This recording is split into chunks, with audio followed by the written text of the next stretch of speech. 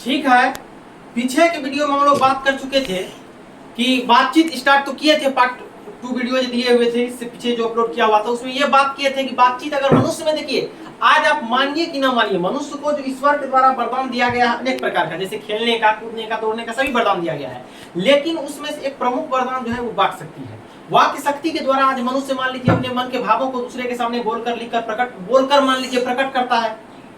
अगर वाक शक्ति ना होगा तो मनुष्य दूसरे के सामने बोलकर कैसे प्रतीत करेगा? अगर आदमी इस संसार में नहीं बोलेगा तो यह संसार कैसा प्रतीत होगा? गूंगा प्रतीत होगा। ये हम पीछे के वीडियो में बात कर चुके थे कि गूंगा क्यों प्रतीत होगा, गूंगा कैसे प्रतीत होगा। अगर आप मान लीजिए बोलिएगा नहीं तो संसार कैसा प्रतीत होगा? गूंगा प्रतीत होगा। चलिए इससे आगे हम लोग पढ़ते हैं, समझते हैं।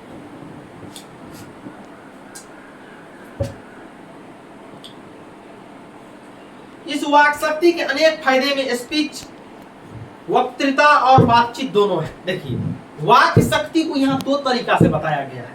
पहला बताया गया स्पीच, वक्तृता और बातचीत दोनों है। स्पीच और बातचीत दो चीज को यहाँ देखिए, यहाँ जो आपको वाक शक्ति को बताया गया है, ये लेखक वाक शक्ति को दो भागों में व्यवस्थित किए हुए हैं, एक बातचीत और एक स्पीच। अब देखिए, किंतु स्पीच से बातचीत का ढंग ही निराला है। बातचीत में वक्ता को नाज नखरा जाहिर करने का मौका नहीं दिया जाता है कि वह बड़े अंदाज से गिन गिन कर पांव रखता हुआ पुलपिट पर जा खड़ा हो और पुण्यवाचन या नंदी पाठी की भांति घड़ियां तक साहबान, मजलिस, चेयरमैन, लेडीज एंड जेंटलमैन की बहुत सी स्तुति करावे और तब किसी तरह वक्तृता का आरंभ करे। जहाँ कोई मर्म या मुख की चुटकुली बात वक्ता महाशय के मुख से निकली कि ताली ध्वनि से कमरा गूंज उठा, इसलिए वक्ता को खामख्वाह ढूंढकर कोई ऐसा मौका अपनी वक्तृता में लाना ही पड़ता है जिसमें करतल ध्वनि अवश्य हो। देखिए आप लोग जानते होंगे कि बातचीत और स्पीच में कहीं न कहीं जमीन और आसमान का अंतर है। अगर कोई व्यक्ति स्पीच देता है, हम लोग मान लीजिए किसी अवसर पर किसी स्कूल में जाते हैं, कहीं जाते हैं, मान लीजिए किसी बड़े बड़े प्रोग्राम में जाते हैं, वहाँ जो बड़े बड़े व्यक्ति होते हैं या जो भी होते हैं, स्कूल में ही जाते हैं, किसी चीज़ों के उद्घाटन में जाते हैं, तो हम लोग व्यक्तियों के द्वारा दिए गए स्पीच को सुनते हैं, भाषण को सुनते हैं। स्पीच का हिंदी में भाषण, स्पीच को कहते हैं भाषण। जैसे आप लोग को जब ये सेशन खत्म करने के बाद उम्मीद है कि ये चैप्टर पढ़ाने के बाद हम एक चैप्टर पढ़ाएंगे इंडियन सिविलाइजेशन कल्चर, तो यो 12th के इंग्लिश का पहला चैप्टर है और 12th के इंग्लिश का जो दूसरा चैप्टर है भारत इज माय होम, वो एक प्रकार का स्पीच ही है जो कि डॉक्टर जाकिर हुसैन के द्वारा दिया गया है। आपको जब चौथा चैप्टर पढ़ाएंगे आई हैव अ ड्रीम, जो लिखे हुए मार्टिन लूथर किंग जूनियर, वो भी एक प्रकार का स्पीच है, भाषण जो दे रहे थे उसी को छांट करके लिया गया है। तो स्पीच देखिए क्या है, स्पीच आप लोग समझते होंगे। स्पीच के टाइम में जैसे स्पीच और बातचीत में अब क्या अंतर है आपको बताते हैं। देखिए अगर हम बातचीत करते हैं तो बातचीत के दौर में, बातचीत के दौरान हमको ये फुल फोकस नहीं रहता है कि हमको सामने वालों को खुश करना है, ये करना है, ये वो करना है, बहुत सोच के नहीं बोला जाता है। बातचीत के दौरान में हम क्या करते हैं, सामने में जो व्यक्ति खड़ा है इसे हंस के बात कर रहे हैं, कुछ बोल दिए, कुछ से कुछ। अगर बातचीत का मतलब है कुछ से कुछ, अपना मन को बहलाने के लिए, अपने मन के भाप धुएं को निकालने के लिए जो मवाद ये सब जमा रहता है, टेंशन रहता है, मान लीजिए सुख दुख को साझा करते हैं एक दूसरे के सामने, यही है बातचीत।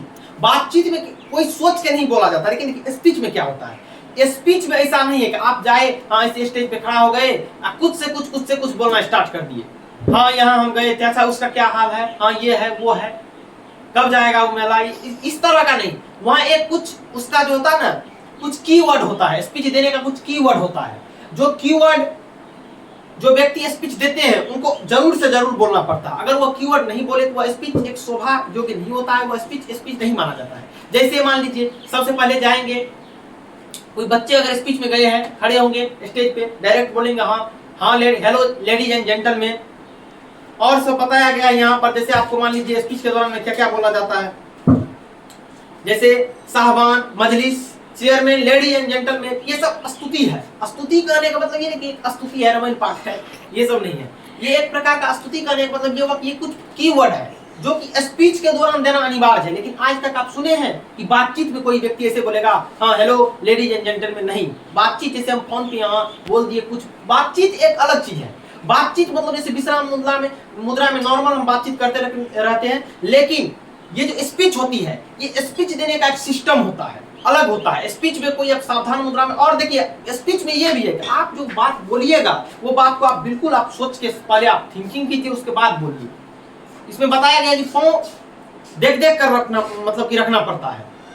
एक नहीं कहते हैं कि पैर फूक फूक करके चलना, तो स्पीच वही चीज है। स्पीच में आपको ये सोचना पड़ेगा कि सामने अब कोई बच्चे बैठे हुए हैं, सामने बुजुर्ग बैठे हुए हैं, सामने माताएं बहनें सभी बैठी हुई है, तो हम किस तरीके से बोले कि उनको, सामने वालों को किसी तरह की तकलीफ ना हो। ये सामने वाले की ना के द्वारा ना कहा जाए ये जो स्पीच दे रहे हैं व्यक्ति, ये किसी तरह का कहने का मतलब कि गलत व्यक्ति हमें ना समझे स्पीच के दौरान। तो हमको स्पीच देने में ये होता है कि स्पीच में बहुत चीज सोच के बोलना पड़ता है, बहुत समझ समझ के एक एक वर्ड सोच के बोलना पड़ता है। लेकिन बातचीत वही जो है, बातचीत में कोई ये सोच समझ की जरूरत नहीं है। आप आराम से जाइए, आराम से आप आदमी के साथ ऐसे घूमते घूमते कुछ बात कर लीजिए, कुछ बोल दीजिए, कुछ सोच साझा कर दीजिए। हंसी मजाक में कुछ अल्टर सल्टर बात भी बोल सकते हैं आप बातचीत में, लेकिन स्पीच में बोल सकते हैं? नहीं बोल सकते हैं। तो आपको समझ में, उम्मीद करते हैं कि आ गया होगा कि स्पीच और बातचीत में क्या अंतर है, और आगे अभी विस्तार से इसका चर्चा करेंगे।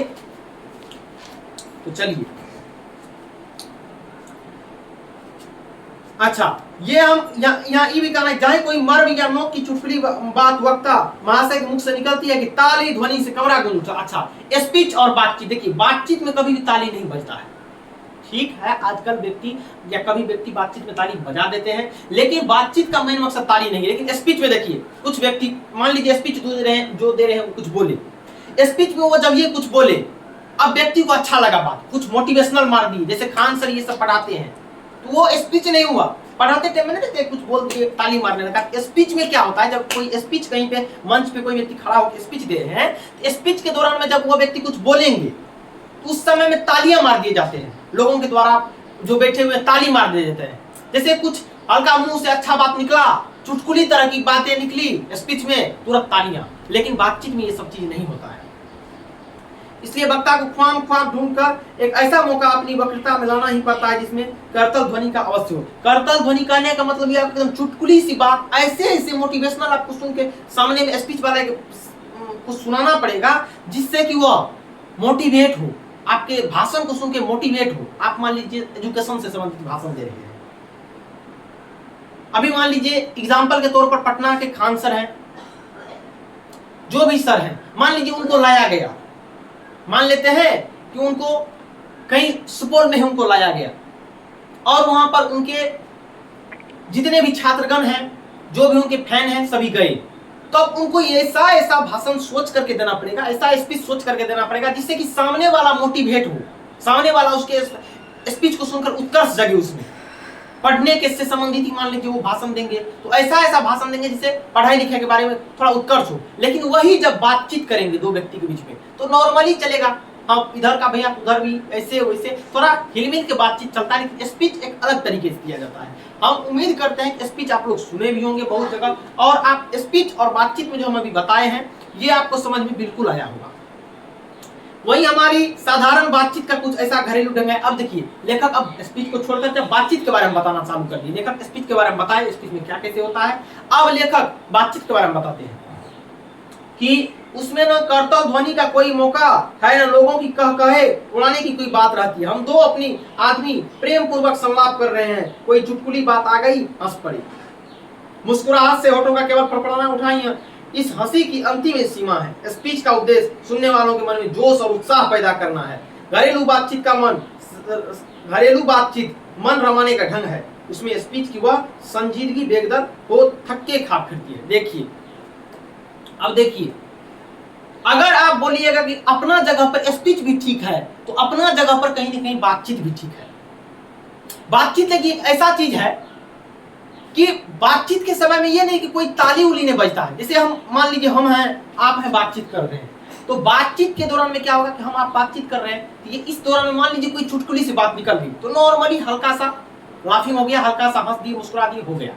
लेकिन बातचीत में, स्पीच में देखिए, एकदम 3-4 सेकंड तक सब हंसते रह गए, ताली उली मारते रह गए। अब आप लोग अस्थिर रहिए, शांति बनाए रखिए, इस तरह की बातें हमें कहनी पड़ती है। लेकिन बातचीत में ऐसा कहीं नहीं होता है। हाँ, अब ये भी है कि हमारी घरों की जो ये बातचीत होती है, मन रमाने का जो ये ढंग है, यहाँ पर कहीं ना कहीं स्पीच काम नहीं करता है। स्पीच यहाँ पर एक तरह से कहा जाए धक्के खाते रहती है। स्पीच हमारे घरों की बातचीत में धक्के खाती रहती है, यहाँ कोई मतलब स्पीच का नहीं है। यहाँ बातचीत का एक अजब सालीला है।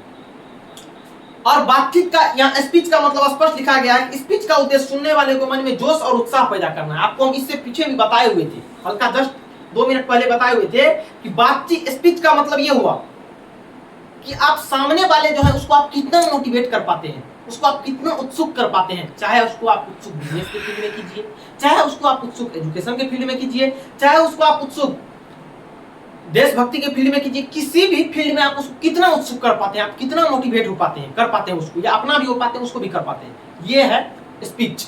लेकिन बातचीत में ये है उसमें कोई उत्सुक ये सब करने का बात नहीं होता है, वो नॉर्मली बातचीत होते रहता है, कभी कभी अपना होठ फड़फड़ा गया, यही बहुत चीज है उसमें।